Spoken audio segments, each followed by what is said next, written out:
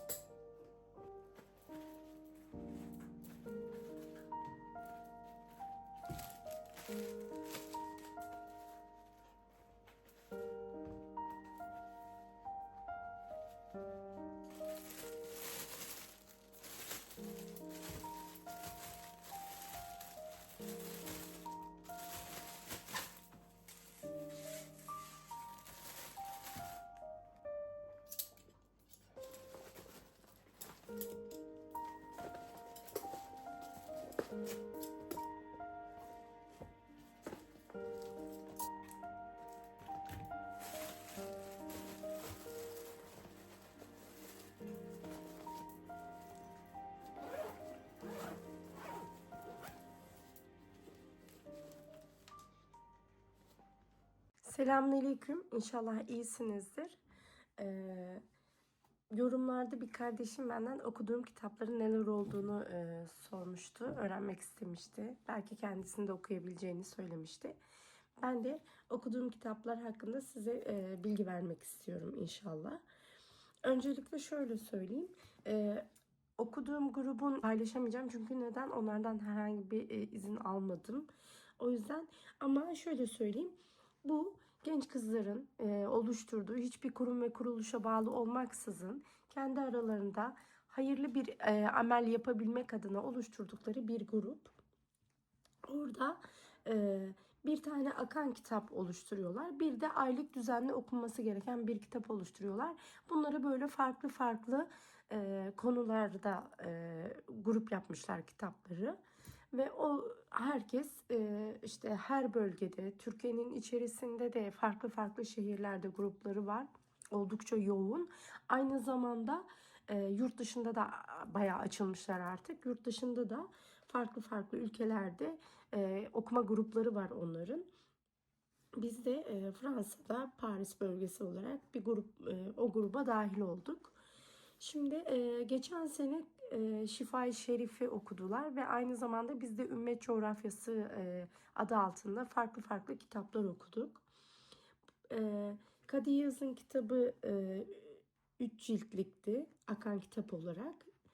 O bitti. Şimdi bu senede akan kitap olarak Osman Nuri Topbaş Hoca'nın Nebiler Silsilesi 1, 2 ve 3 ciltlik bir kitabı. Bunu okuyoruz. Birinci cilt neredeyse bitmek üzere. Yaklaşık 3 normal kitapla beraber bir cildi bitirdik. Akan kitabımız bu. Bunun içerisinde peygamberlerin hayatları, ayetler ve beraber açıklanmış. Sonra onların hayatlarından çıkarabileceğimiz derslerle alakalı bilgiler var. Gayet güzel bir kitap. Tavsiye ederim. Hem de insanı yormadan güzel, akıcı bir kitap okunabilir ve herkes tarafından da rahatlıkla algılanabilir, anlaşılabilir bir kitap. Sonra bizim bu seneki okumuş olduğumuz konu insan ilişkileriyle alakalı bir konu. Bununla alakalı da böyle kitaplarımız var. Aslında normalde bir tanesini okuduk fakat onu ben okuduğumu kaldırdığım için bulamadım. Ekim ayında bu modern Adab-ı Muaşeret ve Modern Toplumda Görgü Kuralları bu kitabı okuduk. Yaşar Değirmenci beyefendinin bu kitabını bitirdik. Bu ayda yani Kasım ayı içerisinde de İmam Gazali'nin İslam'da Dostluk ve Kardeşlik Adabı adı altındaki bu kitabını okuyacağız. Kitap biraz kalın gibi gelebilir ama öyle değil aslında. Bir tarafında Arapçası, bir tarafta Türkçesi yazıyor. O yüzden neredeyse bu kitabın yarısı kadar diyebilirim. Gördüğünüz gibi. Bu da yine gerçekten de şöyle ayrıntıları koyuyorlar kitapların arasında, çok hoşuma gidiyor. Allah razı olsun. Bu İhya-i Ulumuddin'in içerisinden alınmış zannedersem bir kitap. Çeviren de Profesör Doktor Mahmut Esat Coşan Hoca. Bu ay bu kitabı okuyacağız inşallah. Daha sonra şöyle söyleyeyim, artık her ay bize okumamız gereken kitabı bildirdikleri için sırasını ben bilemiyorum ama şu ana kadar o ikisini okuduk. Sonra diğer kitaplar da hangisini okuyacağımızı bilemiyorum dediğim gibi. İnsanlık Vazifelerimiz. Bu da Ragıp Güzel beyefendinin bir kitabı. Şöyle göstereyim. Daha sonra Müslümanca Bir Hayat, yine İmam Gazali'nin Hüccetül İslam adlı eserinden zannedersem faydalanılmış, çeviri yapılmış. Semerkant Yayınları'nın.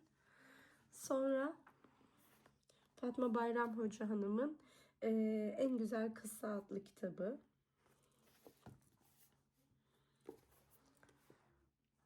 Bunu okuyacağız inşallah. Daha sonra da Yürümeye Devam Et. Ferhat Kardeş.